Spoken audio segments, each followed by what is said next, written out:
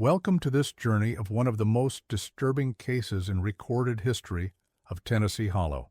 Before we begin, I invite you to leave a comment about where you're watching from and the exact time you heard this story. We're interested in knowing where and at what times of day or night these documented accounts arrive. Tennessee Hollow no longer appears on modern maps. This remote settlement, once nestled in the eastern foothills of the Cumberland Plateau, was officially abandoned due to economic migration, according to county records dated 1953. What these documents fail to mention is that the exodus began decades earlier, with the curious case of widow Abigail Mercer. The year was 1920. The Great War had ended, leaving behind countless widows across America. In Tennessee Hollow, a small community of no more than 300 souls, the widow Mercer lived alone in a two-story clapboard house at the end of a winding dirt road approximately 3 miles from the town center. The property sat partially concealed by ancient oak trees, their branches forming a natural canopy that shrouded the approach in permanent twilight.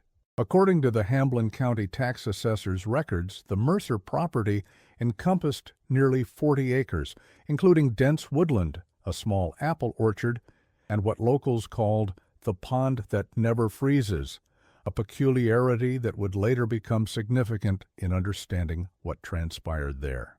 This unusual body of water, approximately an acre in size, maintained a consistent temperature year-round, remaining unfrozen even during the harshest Tennessee winters. Local geologists attributed this phenomenon to an underground thermal spring, though no official studies were ever conducted. Prior to the incidents, widow Mercer was known in Tennessee Hollow as a reserved but cordial resident. She attended the Methodist Church on alternating Sundays, purchased supplies from Montgomery's General Store once monthly, and occasionally sold preserves and handcrafted quilts at the summer market. Witness accounts describe her as tall, with unusually straight posture for a woman of her years, estimated to be in her mid-40s at the time. Her handwriting in the church registry was noted for its precise, almost architectural quality. Each letter formed with remarkable uniformity, suggesting an educated background uncommon for women in rural Tennessee of that era. It was noted by several townspeople that widow Mercer wore exclusively black attire, not unusual for a widow in mourning, though what raised occasional whispers was the duration. Her husband, Josiah Mercer, had reportedly passed away some 7 years prior.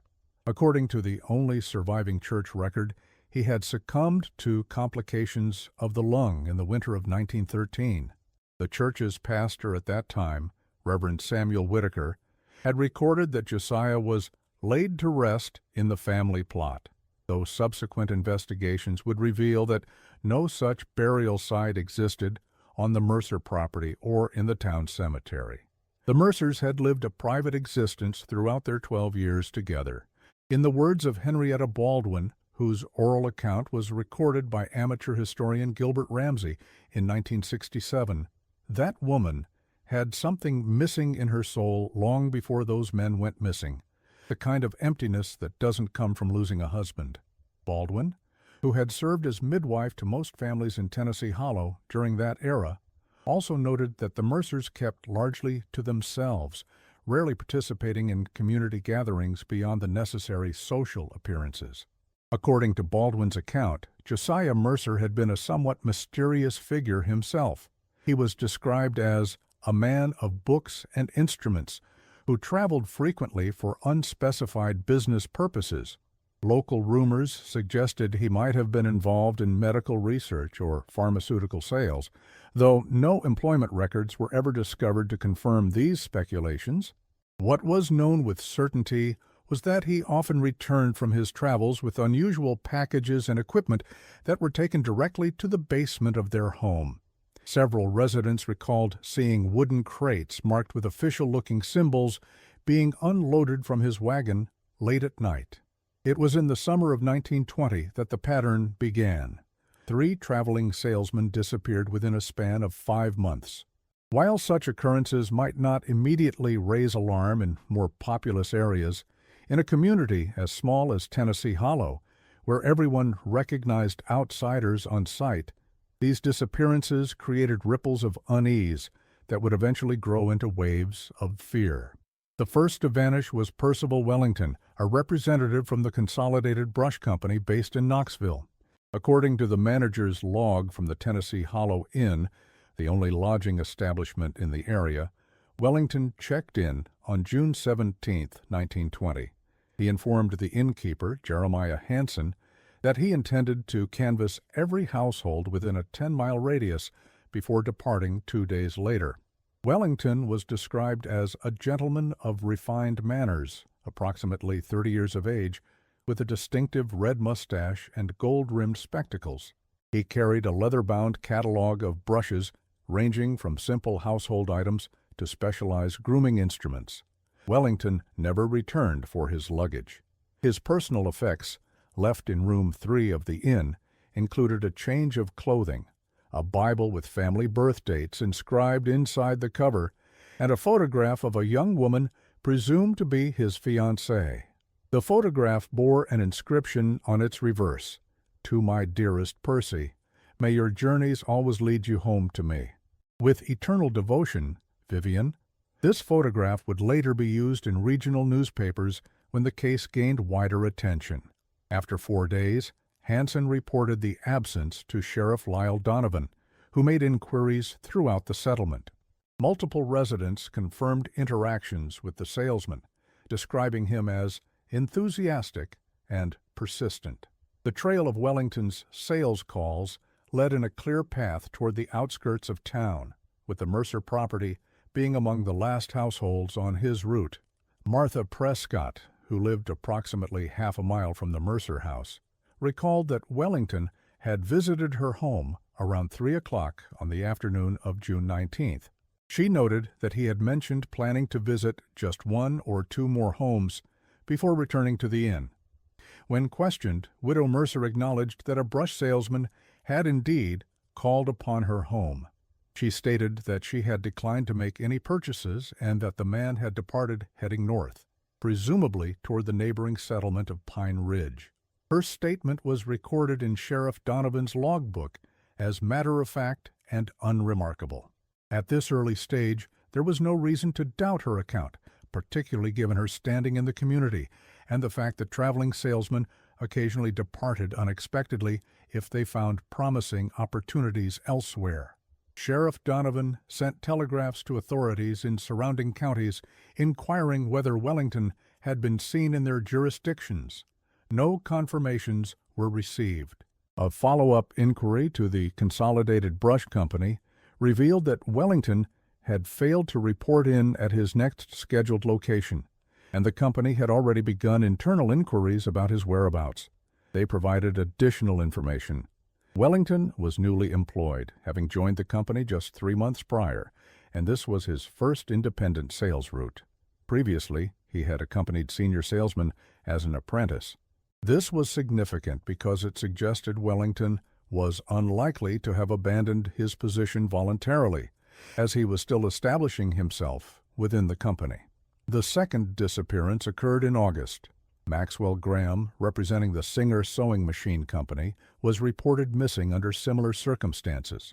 Graham's supervisor became concerned after failing to receive the expected weekly telegraph updates. According to documentation later obtained by investigative journalist Walter Hammond in 1952, Graham's last known location was Tennessee Hollow, where he had arrived to demonstrate the latest model of home sewing equipment. Unlike Wellington, Graham was an experienced salesman with over 15 years in his profession. His record with Singer was impeccable, having consistently ranked among their top representatives in the southeastern region. Graham was a widower himself, having lost his wife to influenza during the 1918 pandemic. He was described as methodical and reliable by his colleagues, not the sort of man who would deviate from established patterns or neglect his reporting duties. Graham was 57 years old, distinguished in appearance with silver hair and a neatly trimmed beard. He traveled in a company-provided Ford Model T that had been modified to safely transport demonstration sewing machines. The local telegraph operator, Simeon Parker, confirmed receiving Graham's final transmission to his employer. Finding success in Tennessee Hollow. Stop extending visit by 3 days. Stop anticipate substantial commission from promising lead stop. This message was sent on August 12, 1920. Parker recalled that Graham had appeared uncommonly excited when sending the telegraph, mentioning that he had finally found a truly appreciative customer after weeks of difficult sales. What makes Graham's disappearance particularly noteworthy is that his automobile, a black Ford Model T, was discovered abandoned approximately half a mile from Widow Mercer's property. The vehicle contained his demonstration sewing machine, personal effects, and sales ledger. The final entry in this ledger, written in Graham's distinctive slanted handwriting, read, Mrs. A. Mercer, follow-up visit scheduled, highly interested in Deluxe model. The ledger also indicated that Graham had made a preliminary agreement for the sale of a Singer Manufacturing Model 66 with multiple attachments, valued at a considerable sum of $125, more than a month's wages for most working men of that era. Perhaps most puzzling was the condition of Graham's vehicle. It had been neatly parked at the side of the road, the keys removed, and a small wooden block placed behind one wheel to prevent it from rolling, all indicating a deliberate and temporary stop rather than abandonment. His traveling case remained in the vehicle, containing 3 changes of clothing, a shaving kit, and a collection of family photographs. The presence of these personal items, along with the substantial commission he stood to earn from the pending sale, argued strongly against voluntary disappearance. When Sheriff Donovan questioned the widow about Graham, she reportedly stated that the salesman had indeed visited twice. On the second visit, according to her account, she had declined the purchase after careful consideration due to the cost. She claimed Graham had seemed disappointed but professional, and had mentioned continuing his sales route toward Chattanooga. When asked about the ledger entry indicating her interest in purchasing, she suggested there had been a misunderstanding, or that Graham had been overly optimistic in his notation. Sheriff Donovan's notes from this second interview indicate a subtle change in his perception of Widow Mercer. He wrote, "The subject maintains appropriate demeanor, but answers appear rehearsed, notes discrepancy between her account and salesman's records." Despite these misgivings, Donovan had insufficient cause to pursue further action against a respected community member. The prevailing theory at this point was that Graham might have met with an accident or robbery after leaving the Mercer property, though searches of the surrounding area yielded no evidence to support this hypothesis. Singer Sewing Machine Company offered a reward of $500 for information leading to Graham's whereabouts, a substantial sum that generated numerous false leads but no verifiable information. The company sent a representative to retrieve the abandoned vehicle and demonstration model, but otherwise considered the matter a regrettable but not unprecedented occurrence in the often uncertain profession of traveling sales. The third disappearance followed in November. Randolph Finch, a representative of Thornhill Pharmaceutical Supplies, was reported missing by his wife after he failed to return to their home in Nashville. His planned route had been documented in correspondence to his spouse, a circuit of small settlements in eastern Tennessee, with Tennessee Hollow marking the midpoint of his journey. Unlike the previous 2 salesmen, Finch was a lifelong resident of Tennessee with extensive knowledge of the region. At 35 years of age, he had only recently entered the pharmaceutical trade after previously working as a clerk in his uncle's general store. Finch's wife, Vivian Finch, provided authorities with a detailed physical description, approximately 5 feet 10 inches tall, slender build, with distinctive birthmarks on his left hand and a small scar above his right eye from a childhood accident. She emphasized that he was devoted to home and family, and had been saving diligently to purchase their rented house in Nashville. This financial motivation made his disappearance particularly suspicious, as he had accumulated nearly enough for the down payment and spoke frequently of completing the purchase before Christmas 1920. The investigation into Finch's whereabouts revealed that he had been seen by numerous residents of Tennessee Hollow on November 7th and 8th. The owner of Montgomery's General Store recalled that Finch had inquired specifically about the location of the Mercer property, mentioning that he had heard from a colleague about a promising potential customer in the area. This statement would later take on significant importance, as it suggested a possible connection between the pharmaceutical salesman and either Wellington or Graham, though how Finch would have learned of the Mercer property from men who had disappeared remained unexplained. What distinguished Finch's disappearance was physical evidence discovered by Sheriff Donovan. A leather satchel containing pharmaceutical samples was found along the roadside approximately 1 mile from the Mercer house. The satchel contained various patent medicines, business cards, and a small notebook. The last entry, dated November 8th, included the notation, "Widow M. expressed interest in sleep tonics and pain remedies. Scheduled return visit for demonstration tomorrow." Additional notes detailed specific products Finch planned to highlight, including Dr. Thornhill's Restorative Elixir and Peaceful Slumber Solution, both containing moderate amounts of laudanum, a legal but controlled opiate tincture commonly prescribed for insomnia and chronic pain during that era. The location where the satchel was discovered yielded additional evidence. Partial footprints in soft earth suggested a brief struggle, and several sample bottles had spilled their contents. However, no blood or definitive signs of violence were documented. When Sheriff Donovan expanded the search area, he discovered wheel ruts, leaving the main road approximately 50 yards from where the satchel was found. These ruts led into a dense thicket before becoming impossible to follow on the rocky ground beyond. The inference was that a vehicle, possibly a wagon or carriage, had been used to transport something from the roadside into the woods. When questioned for a third time, Widow Mercer's demeanor reportedly changed. According to Sheriff Donovan's notes, she appeared irritated by the implication and stated firmly that while the pharmaceutical salesman had indeed visited once, she had decisively declined any further appointments. She suggested that perhaps Finch had falsified the entry to appear more successful to his employers.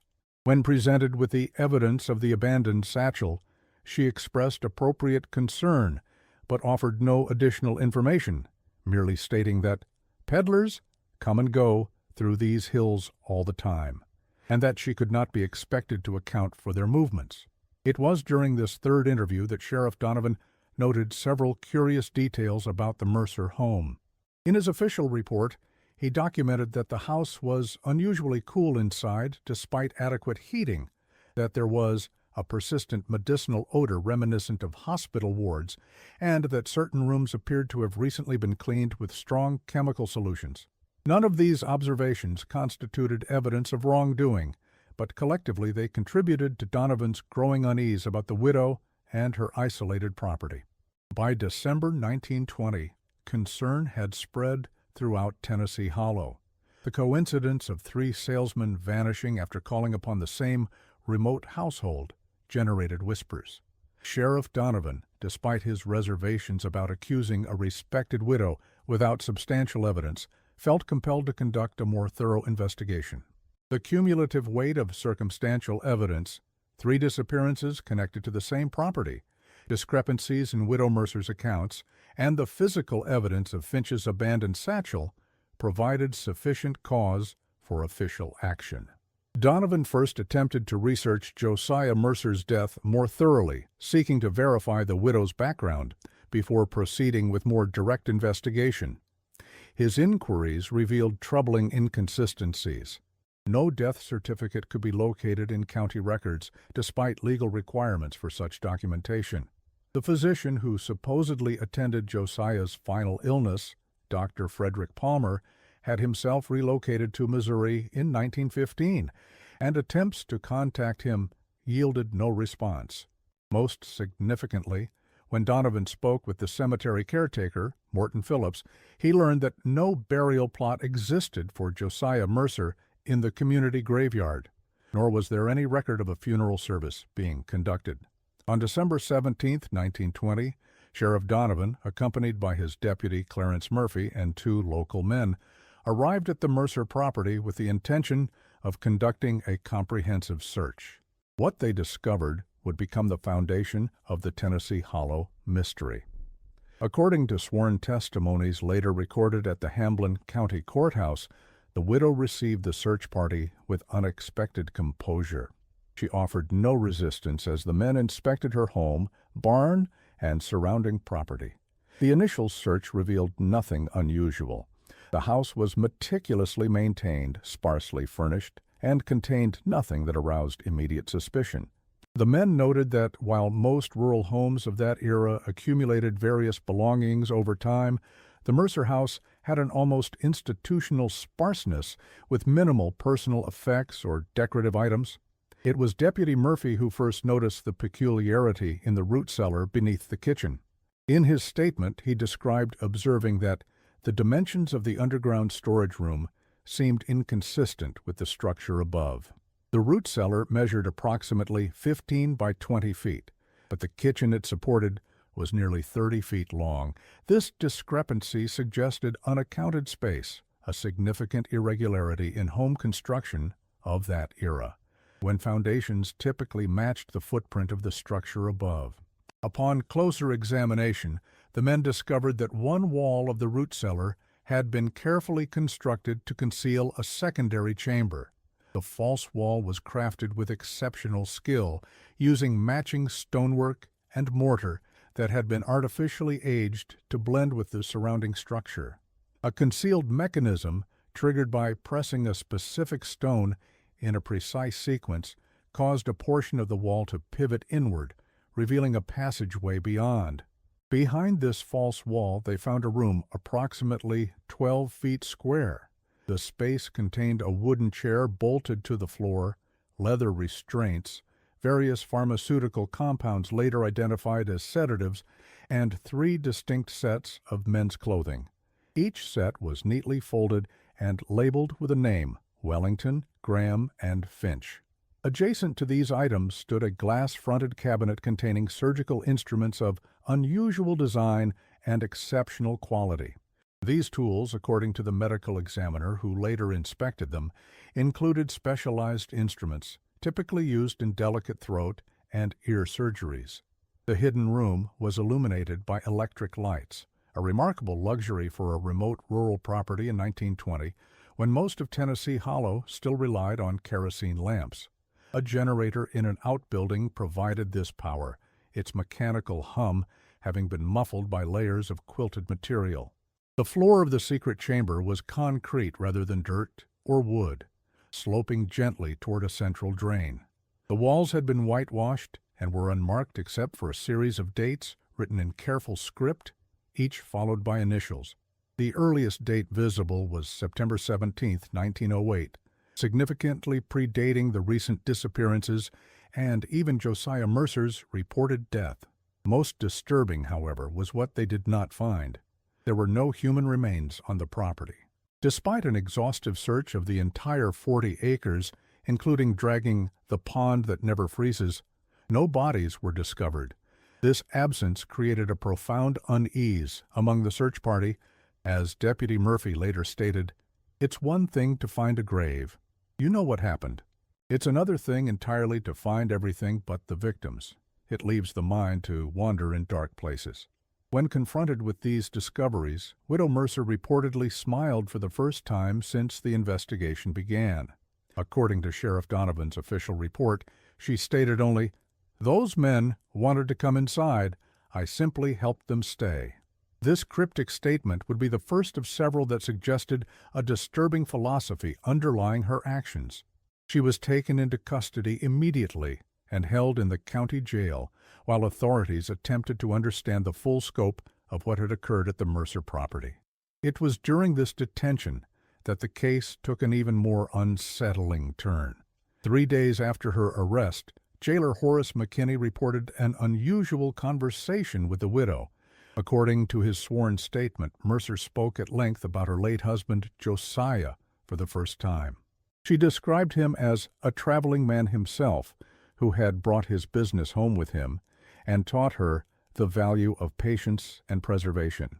When McKinney inquired about the specific nature of Josiah's work, Mercer reportedly said, "He understood that the human instrument requires constant maintenance and occasional modification.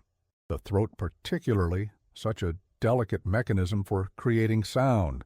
She went on to explain that Josiah had been a specialist in treating throat ailments among professional voice users, including opera singers, politicians, and notably traveling salesmen, whose livelihoods depended on clear, persuasive speech. The implications of this statement prompted authorities to question the circumstances of Josiah Mercer's death 7 years earlier. Despite extensive efforts, no death certificate or medical records could be located. The only documentation of his passing was the church record mentioned earlier, a single line in the parish registry noting his death from lung complications. Reverend Whitaker, who had made this entry, had himself passed away in 1918, leaving no one to verify the circumstances. When directly questioned about her husband's fate, Widow Mercer offered only a peculiar smile and the statement, "Josiah is still with me, in his way. His voice guides my hands." This response, combined with the absence of any burial record, led to speculation that Josiah might have been the widow's first victim, rather than her instructor. Alternatively, some investigators proposed that the couple might have worked in tandem for years, with Josiah's death being fabricated to provide Abigail with the sympathetic status of widowhood. Most troubling was Widow Mercer's response when directly asked about the missing salesman. According to multiple witnesses, she replied, "Missing? They aren't missing at all. They're exactly where they belong, preserved in their finest moment of anticipation." This statement, recorded in Sheriff Donovan's personal journal rather than his official report due to its disturbing nature, suggested a disturbing fetishization of the moment when a salesman reaches the peak of their persuasive pitch, the culmination of their professional identity. This statement led to a second, more methodical search of the property in January 1921. Investigators focused their attention on the apple orchard, where the soil in certain areas appeared to have been disturbed. It was there that they discovered a series of glass containers buried at uniform depths of approximately 4 feet. These containers, specially modified mason jars of unusual size, held a clear liquid later determined to be a solution of formaldehyde and various preserving agents. Suspended within this liquid were organic specimens that defied immediate identification. Laboratory analysis would later determine these to be carefully extracted and preserved human vocal cords. According to the medical examiner's report dated February 3, 1921, the specimens appeared to have been removed with remarkable precision, indicating knowledge of human anatomy far beyond that of an untrained individual. The extraction had been performed with surgical skill, suggesting either medical training or extensive practice. In total, 27 such specimens were recovered from the orchard, suggesting that the 3 recent disappearances represented only a fraction of the widow's activities. Each jar was meticulously labeled with initials and dates spanning from 1908 to 1920.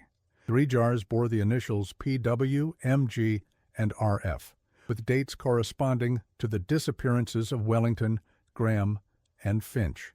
The remaining specimens predated these incidents by several years, with the earliest marked TB 0917 Lichdi Fortawait, a date matching the first entry on the wall of the hidden room and likely corresponding to Dr. Thaddeus Blackwood, the property's previous owner.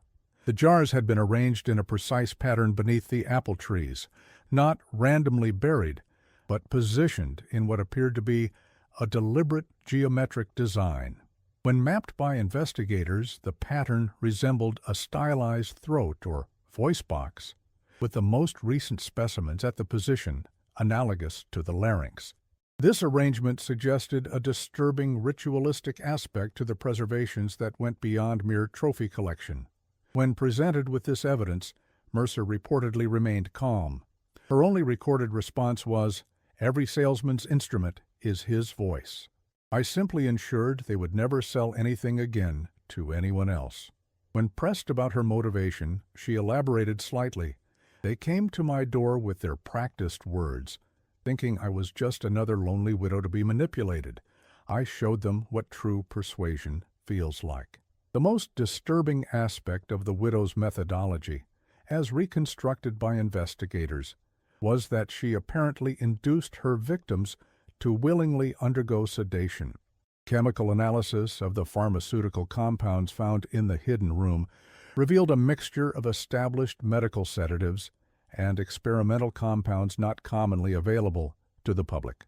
The working theory became that she would express interest in their products, encourage a detailed demonstration, and then offer refreshment, typically tea or coffee laced with initial sedatives. Once the salesman became disoriented, she would suggest they rest before continuing administering stronger compounds under the guise of restorative tonics. The question that haunted investigators and which remains unanswered to this day was the fate of the bodies from which these specimens had been taken. Despite expanded searches covering several miles in all directions from the Mercer property, no additional remains were ever discovered. Theories ranged from disposal in abandoned mine shafts in the Cumberland Plateau to dissolution in chemical compounds, but no conclusive evidence emerged to support any specific hypothesis. The legal proceedings that followed were unprecedented in Hamilton County. Widow Mercer was charged with 3 counts of murder despite the absence of bodies, one of the earliest examples in Tennessee judicial history of a murder prosecution without corpses. The evidence of the hidden room, personal effects, and preserved specimens was deemed sufficient to proceed to trial. The court proceedings began on April 11, 1921, and lasted just 7 days. Throughout the trial, Mercer remained largely silent, offering no defense beyond occasional cryptic statements. The court-appointed attorney Harrison Wells attempted to pursue an insanity defense, but found his client uncooperative. Mercer refused psychiatric evaluation and made no effort to portray herself as mentally unsound. The prosecution, led by District Attorney William Pembroke, presented a methodical case documenting the disappearances, the physical evidence from the property, and expert testimony regarding the preserved specimens. The medical expert, Dr. Lionel Crawford from Knoxville General Hospital, testified that the vocal cords had been removed from living subjects rather than post-mortem, implying a particularly horrific end for the victims. When asked directly by the prosecutor about the location of the missing men, she reportedly replied, "They're part of the land now. They feed the apples that will feed others. Nothing is ever truly gone." This statement prompted renewed searches of the orchard, including excavation around the root systems of several trees, but no significant findings resulted. Perhaps most disturbing was the revelation from property records unearthed during the trial. The Mercer house had been built in 1897, but Josiah and Abigail had not purchased it until 1908. The previous owner, Thaddeus Blackwood, had been a physician specializing in throat ailments. County records indicated that Dr. Blackwood had relocated unexpectedly to Boston, though no subsequent trace of him could be found in Massachusetts records. Medical board documentation revealed that Blackwood had been educated at a prestigious medical college in Philadelphia and had practiced for several years in Baltimore before establishing his practice in rural Tennessee. An unusual career trajectory that suggested he might have left urban medicine under questionable circumstances. His specialization in voice and throat disorders had attracted patients from considerable distances, including professional speakers and singers seeking discreet treatment for career-threatening conditions. This discovery suggested that Widow Mercer's activities might have begun long before the recent disappearances, possibly even predating her husband's reported death. Some speculated that Josiah Mercer might himself have been an early victim rather than an accomplice or instructor. The most troubling hypothesis, supported by the dating on the preserved specimens, was that Blackwood himself had initiated the pattern, with the Mercers continuing or expanding his activities after acquiring the property. Further investigation into Abigail Mercer's background revealed another unsettling dimension. Prior to her marriage, she had worked briefly as a nurse in a Nashville hospital between 1902 and 1906. Hospital records described her as exceptionally skilled but excessively interested in surgical procedures, a notation that had led to her eventual dismissal. This medical background explained her apparent surgical proficiency and access to pharmaceutical knowledge, while raising questions about how she and Josiah had initially connected. No marriage certificate was ever located, suggesting the possibility that their relationship had begun under circumstances they preferred to keep undocumented. On April 18, 1921, the jury delivered a guilty verdict after less than 2 hours of deliberation. Judge Harrison Winterbourne sentenced Abigail Mercer to death by hanging, a sentence that was never carried out. 3 weeks after her conviction, while awaiting transfer to the state penitentiary, Widow Mercer was found unresponsive in her cell. The official cause of death was recorded as heart failure, though rumors persisted that she had somehow obtained and ingested a lethal tincture similar to those found in the pharmaceutical samples on her property. No autopsy was performed, as the county physician declined to examine the body, stating only that some mysteries are best left undisturbed. Before her death, Mercer reportedly made one final statement to Jailer McKinney. According to his affidavit, she said, "They came to my door with their voices full of deception, selling things no one needs. I've silenced those who make their living from falsehoods. Their voices carried lies, now they carry nothing." When McKinney asked if she felt remorse, she allegedly replied, "One day people will understand. The voice is sacred. It should not be used to manipulate or mislead. I have preserved the moment when their voices were most true, when they finally understood what was happening to them." Widow Mercer was buried in an unmarked grave on the edge of the town cemetery, outside the consecrated ground. According to witnesses, the burial was conducted hastily at dawn, with only official representatives present. Reverend Collins, who had replaced the deceased Reverend Whitaker, declined to perform funeral rites, stating that he could not in good conscience commend such a soul to God's mercy. In the months following the widow's death, residents began to leave Tennessee Hollow. By 1925, the population had decreased by nearly half. Those who remained reported unusual phenomena, particularly surrounding the abandoned Mercer property, which no one would purchase despite its being listed at a fraction of its value. Farmers with land adjacent to the former Mercer orchard claimed their crops failed inexplicably. Others reported hearing distant voices on still nights, not screams or cries of distress, but what was described as the practiced pitch of salesmen's calls, seemingly emanating from the empty house or surrounding woods. One resident, Calvin Winters, submitted a signed statement to Sheriff Donovan's successor, describing how he had heard a perfect recitation of the Singer sewing machine sales presentation while passing the property, though he was certain no one had been present. The Mercer house itself began to deteriorate rapidly, in a manner architects later described as inconsistent with normal structural aging. Within 5 years of abandonment, the roof had partially collapsed. The porch had separated from the main structure, and the windows had darkened with what appeared to be an unusual black mold that proved resistant to cleaning efforts. The only portion that remained relatively intact was the root cellar and hidden room, which maintained their structural integrity despite the decay above. By 1930, Tennessee Hollow's population had dwindled to fewer than 50 individuals. The general store closed, followed by the inn and post office.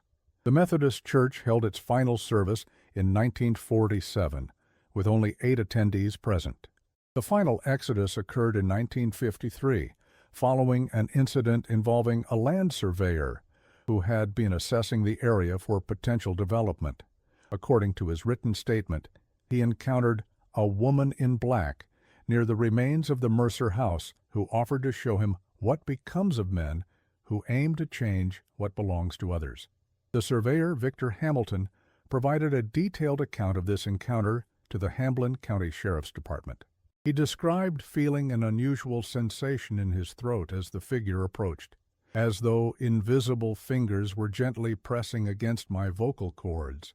When he attempted to call out to his colleagues, he found himself temporarily unable to speak. The sensation passed after the figure retreated into the forest, but Hamilton reported experiencing recurring nightmares in which he found himself sitting in a wooden chair, unable to speak or move, while someone methodically examined my throat with cold instruments. Hamilton's employer abandoned the development plans shortly after this incident, citing environmental concerns rather than acknowledging the supernatural implications of his surveyor's experience. Within 6 months, the remaining residents had relocated, and Tennessee Hollow was officially removed from updated county maps. What makes the case of Widow Mercer particularly unsettling is not merely the disappearances or the discovered specimens, but the questions that remain unanswered. The total number of victims, the fate of their remains, and the full extent of the widow's activities continue to elude definitive explanation. In 1967, historian Gilbert Ramsey conducted the last documented investigation into the case. His research uncovered sales company records indicating that between 1910 and 1920, as many as 32 traveling salesmen had included Tennessee Hollow on their routes and subsequently vanished. Whether all of these individuals fell victim to the widow remains speculation, but the number aligns disturbingly well with the 27 preserved specimens discovered in the orchard, allowing for the possibility that some might have escaped or that not all specimens were recovered. Ramsey's investigation also revealed a curious pattern in the types of salesmen who disappeared.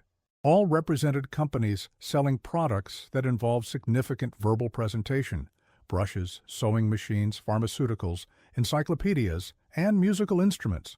No representatives of companies selling visual or self-evident products such as fabrics, furniture, or tools were among the documented disappearances. This selectivity suggested that the widow's fixation was specifically on the persuasive voice rather than on salesmen as a general category. Perhaps most disturbing was Ramsey's discovery in the Hamblin County Archives, a property deed indicating that in 1908, when the Mercers purchased the house from Dr. Blackwood, the transaction included an unusual condition. Handwritten in the margin of the deed was the stipulation: seller transfers to buyers all contents of the root cellar and orchard grounds with the understanding that their purpose and maintenance shall continue undisturbed.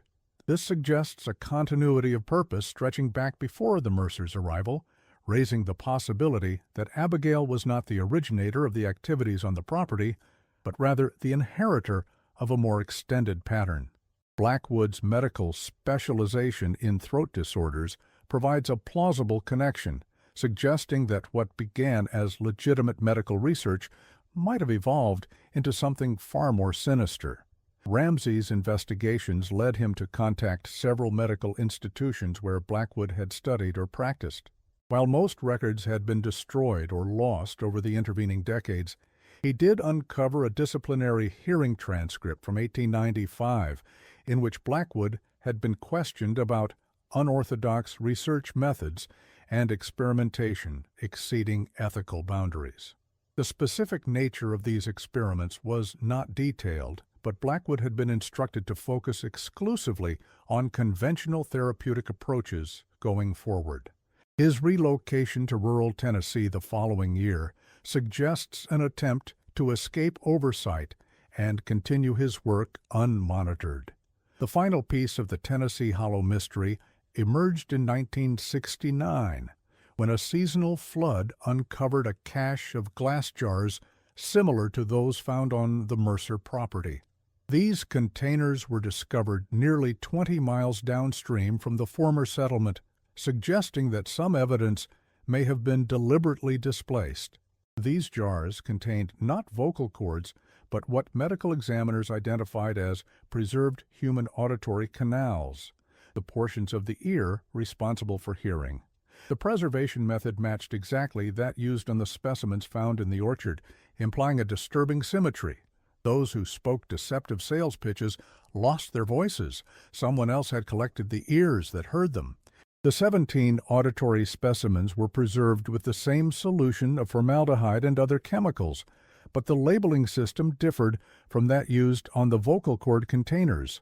These labels contained only dates, no initials, with entries spanning from 1897 to 1907, predating the Mercers' purchase of the property. The handwriting analysis confirmed it did not match Abigail Mercer's precise script, but instead aligned with samples of Dr. Blackwood's handwriting found in county medical records. The identity of the second collector has never been established. Some historians suggest that Widow Mercer may have had an accomplice, possibly even her supposedly deceased husband. Others propose that she was part of a larger organized effort to target traveling salesmen throughout the region. The most disturbing theory, and one supported by the timeline of specimens, is that Dr. Blackwood began collecting auditory canals, then transferred his property and methodology to the Mercers, who shifted focus to vocal cords, creating a complete circle of harvesting both the speaking and hearing organs involved in sales transactions. The land where Tennessee Hollow once stood was eventually incorporated into Cherokee National Forest. The specific location of the Mercer property remains unmarked on public maps, though certain Forestry Service documents reference the area as Whispering Pine Sector, a designation with no official explanation. This area has been classified as a Special Biological Interest Zone with restricted access, ostensibly due to unique plant species, though some former forestry employees have suggested this classification was created specifically to discourage visitors.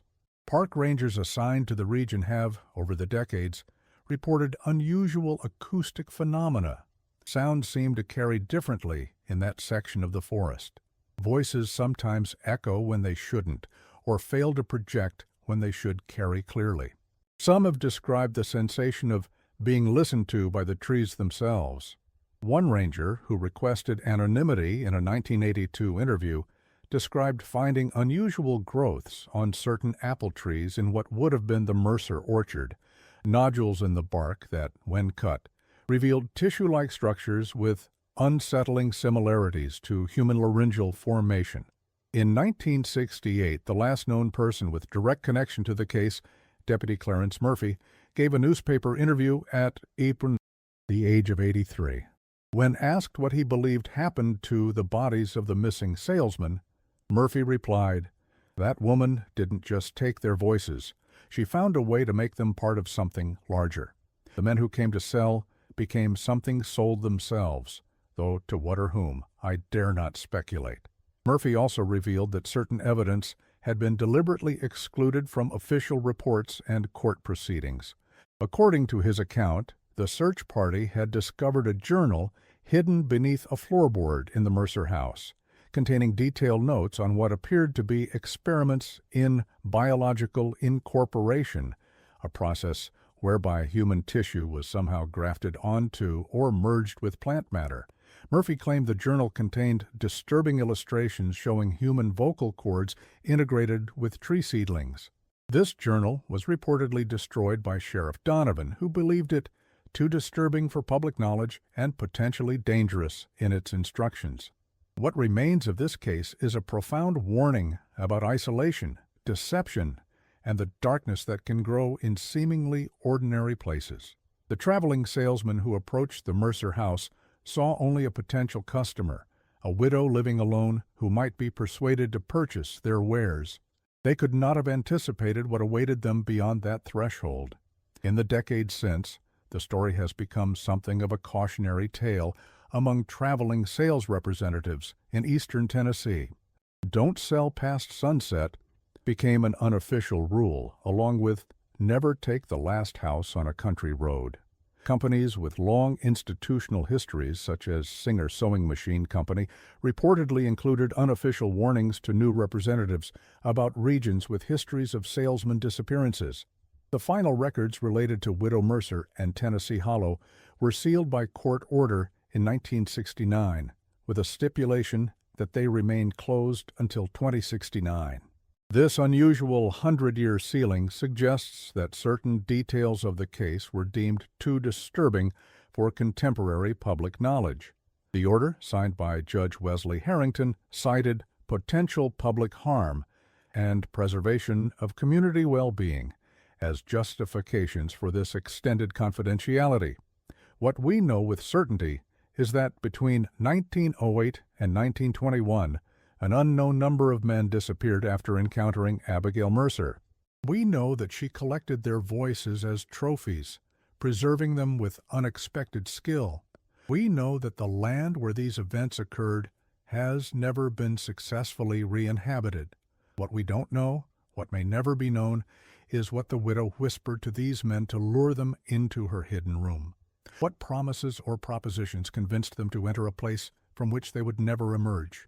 What did she offer that was so compelling that victim after victim ignored whatever warning instincts they might have possessed? Some investigators have suggested that the widow might have employed some form of hypnotic technique or unknown compound that increased susceptibility to suggestion. Others propose that her knowledge of voice and throat anatomy gave her unusual vocal qualities that could exert a powerful influence on listeners. The simplest explanation may be the most disturbing, that she merely recognized and exploited the psychological vulnerabilities of men whose identities were built around their ability to persuade others. Perhaps the most unsettling aspect of the Mercer case is the implication that the widow did not need to use force. As Sheriff Donovan noted in his final report, the evidence suggests these men walked willingly into their own undoing. Whatever Mrs. Mercer offered them, they wanted it badly enough to trust her completely. This element of voluntary participation blurs the line between predator and prey, suggesting a disturbing exchange rather than simple victimization. The abandoned road leading to where the Mercer house once stood still exists, though it has narrowed to little more than a forest trail. Hikers in Cherokee National Forest occasionally stumble upon it, not realizing its significance. Those who follow it to its conclusion report finding nothing but a clearing where a foundation might once have been, surrounded by ancient apple trees that, according to local folklore, have never once borne fruit that anyone has dared to eat. Yet the apples grow. And according to those who have ventured there, if you stand among those trees in the moments before sunset, you might hear what sounds like distant sales pitches, enthusiastic, practiced voices explaining why you need what they're offering. The voices approach from all directions at once, but no matter where you turn, you'll find yourself alone among the trees. Some visitors have reported an unusual compulsion to speak aloud while in the clearing, to demonstrate their voice as though auditioning for an unseen audience. Forest Service employee Leonard Mitchell documented this phenomenon in a 1977 internal report, noting that several members of a survey team began spontaneously reciting memorized texts, the Pledge of Allegiance, poetry, even advertising jingles, while working near the former Mercer property. When questioned afterward, none could explain their behavior, that is, until you might glimpse a tall figure in black standing at the edge of the clearing, watching silently to see if you'll stay after dark. The figure has been reported by at least 7 documented visitors between 1960 and 1968. All was described in similar terms: feminine but unusually tall, dressed in black clothing of outdated style, maintaining a position just beyond clear visibility. Attempts to approach or photograph this figure have universally failed, with the observer either becoming disoriented or finding the figure vanished upon closer approach. Tennessee Hollow no longer exists on any map.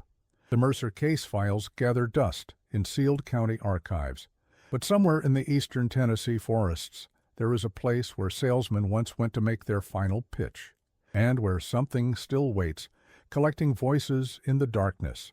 The last documented visit to the former Mercer property occurred in 1968, when journalist Walter Hammond attempted to photograph the area for a feature article on historical crimes of the region.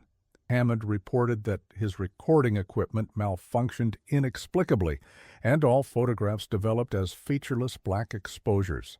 Most disturbing was his account of finding a single mason jar at the base of an apple tree, containing what appeared to be freshly preserved vocal cords, floating in clear liquid. When he returned the following day with sheriff's deputies, no trace of the jar could be found. In his unpublished notes, Hammond wrote, "What terrifies me is not what Widow Mercer did to those salesmen.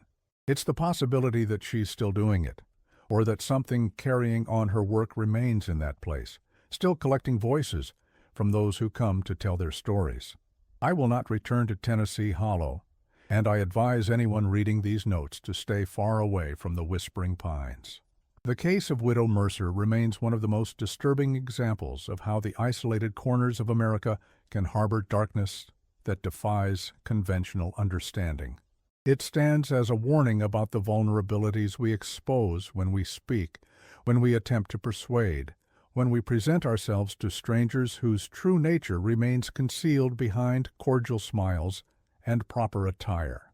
If you find yourself on a country road in eastern Tennessee and come upon a house set back among ancient trees, consider carefully before you speak. Some listeners value your voice in ways you might not anticipate, and some collections remain incomplete, awaiting new specimens to preserve in the silence of the forest.